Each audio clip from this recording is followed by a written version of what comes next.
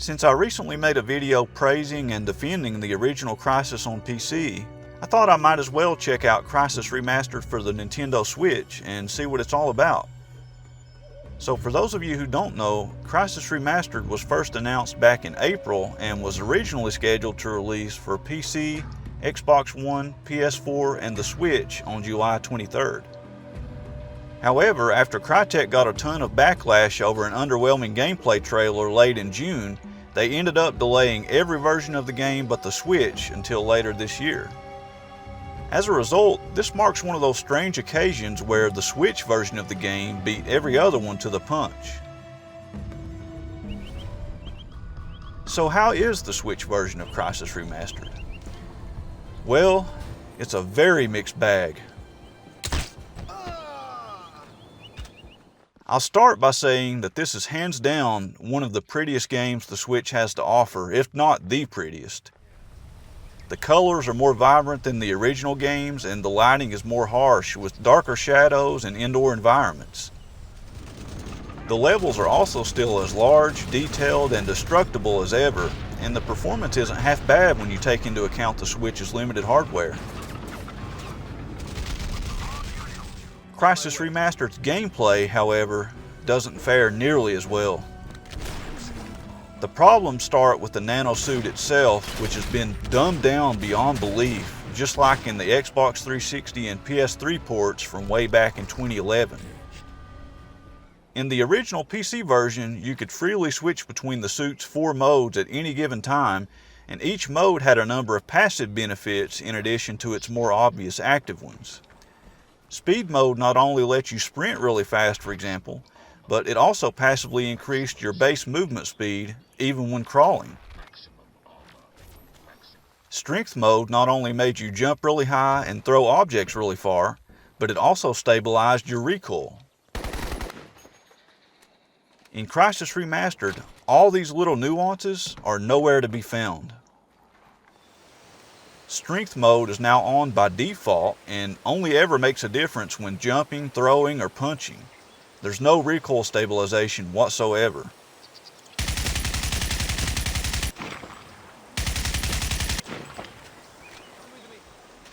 Armor mode is now an active ability that drains your suit energy like Cloak Mode, yet ironically it doesn't seem to offer any more protection than it did in the original game.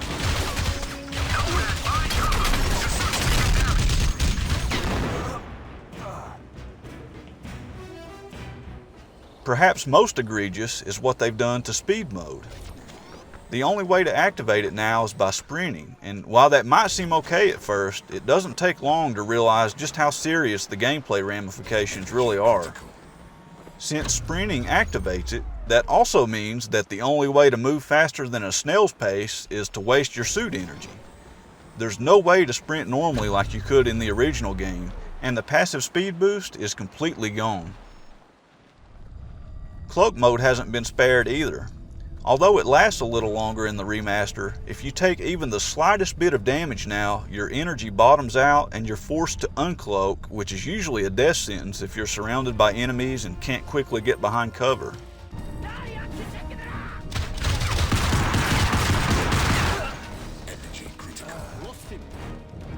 I'll admit that despite being so dumbed down, the nanosuit is still fun to use, and both stealthy and guns blazing approaches remain perfectly viable, but I really wish the suit hadn't lost so much depth in the process of being streamlined.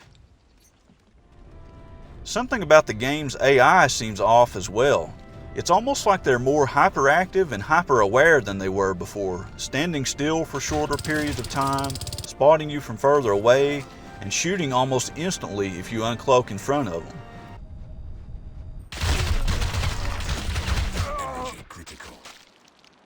I do like some of the changes, like how they'll randomly lose their nerve and just start shooting if they're looking for you, and it's also nice that they still investigate strange things and perform group searches, but I can't help but feel like the AI has ultimately been changed for the worse. Another gripe I have with the game is that saves are now checkpoint only.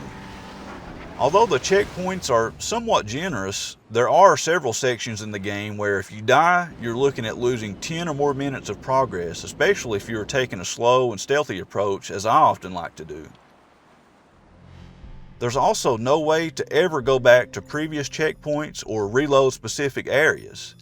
If you've beaten the game, for example, and you want to go back and infiltrate the giant base in the hostage rescue mission, your only option is to restart that level from the very beginning.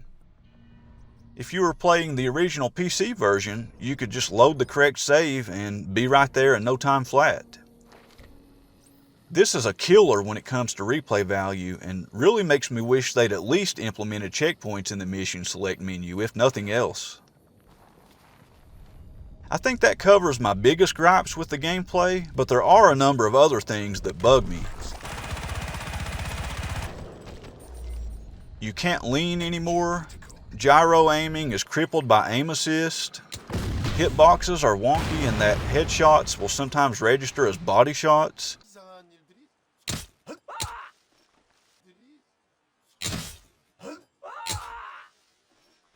And the zero gravity alien ship level is now a complete chore to float through since jumping and crouching no longer make you move up and down respectively. All you can do is move forwards and backwards.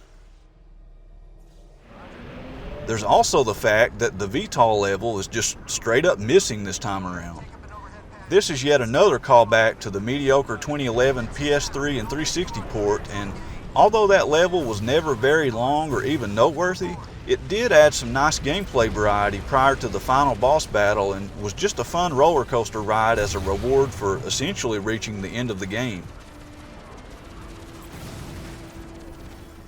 All these gameplay issues might be more forgivable if Crysis Remastered were actually a polished product, but it doesn't even get that right. I've already talked about how beautiful the game looks and how well it runs given the hardware, but from an all-around polish and technical standpoint, Crysis Remastered is an absolute mess in its current state. Jeeps randomly bug out and don't explode when you shoot their gas tanks.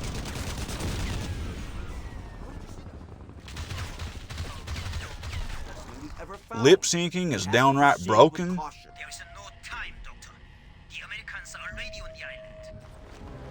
Music randomly cuts out or comes in at the wrong time and overlaps tracks that are already playing.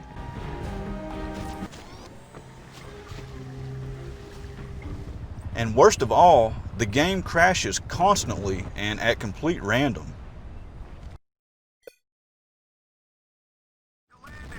In my first playthrough, the crashes were so severe that they almost single-handedly rendered one level near the end of the game unbeatable. It was only after I replayed it after crashing for about the 6th time in a row that I was finally able to finish it and go on to beat the game.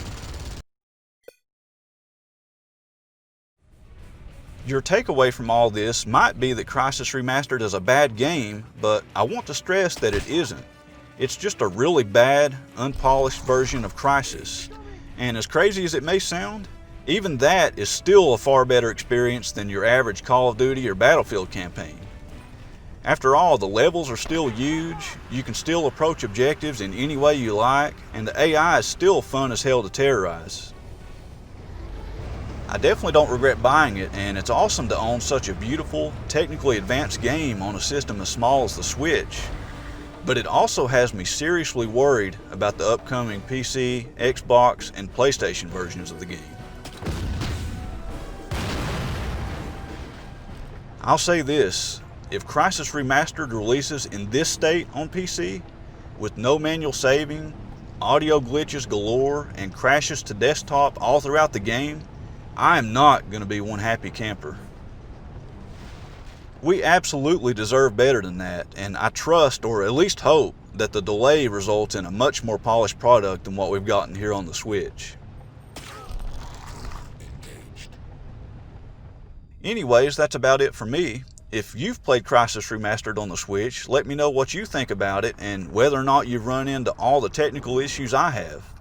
As always, thank you guys for watching. This is Chubbs, signing out.